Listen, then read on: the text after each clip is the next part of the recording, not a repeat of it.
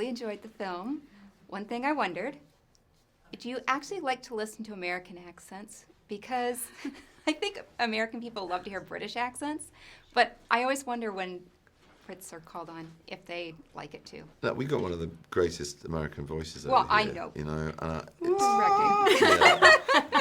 Thank you, Benedict. No, I mean, yeah, I do like to listen to American accents. Do you? Yeah. Like, I think Absolutely. Americans kind of romanticized a little bit. The Do British, you think so? I think, what you guys I romanticize think the British accent. I think that Americans do. I think they're Definitely. like, oh, I love it. You could get away with. I wondered if maybe it was the same way for you. I think you can get away with crime more being English. Shocking revelation. Than you can being American in England, perhaps. But yeah, I'm not going to go any further with that. I've gone far enough already. Yeah.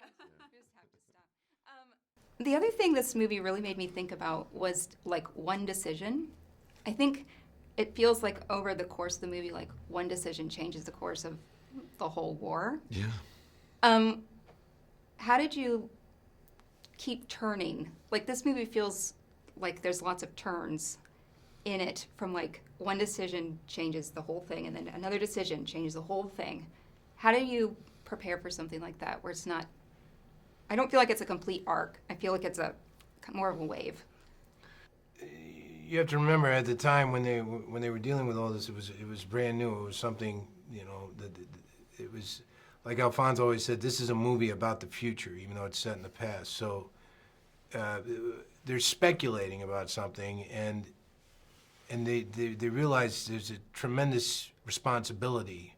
At least I feel like Westinghouse thinks there's a tremendous responsibility to get this wrong, because like you say, to get it right, because if you get it wrong, it could have disastrous ramifications. So that's why there's so much deliberation and so much, you know, you can't just throw something like this out into the world willy-nilly. You got to do it the right way, and it's hard to know what that is when it's the first time that it's happening. Yeah. I think Alfonso, the way he makes, well, in particular, the way he made this film, is he has a great way of pacing a film and making you the momentum keep going. I think he's filmed it in a way that feels very modern, and it takes you on those twists, you know, almost literally the way he uses the camera, and so you always feel like you're kind of on a roller coaster. I did.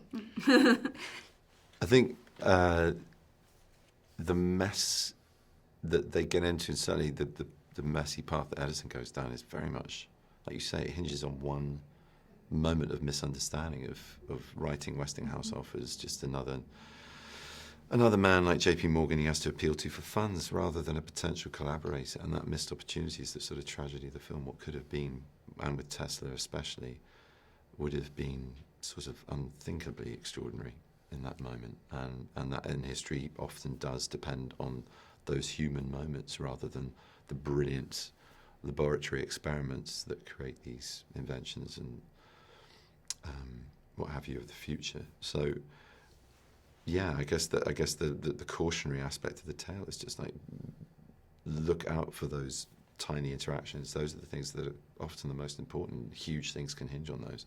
A telephone call, a misread email. Feels kind of relevant to today. But, I thought it was. No, it is. It is. So was very congestion of the brain.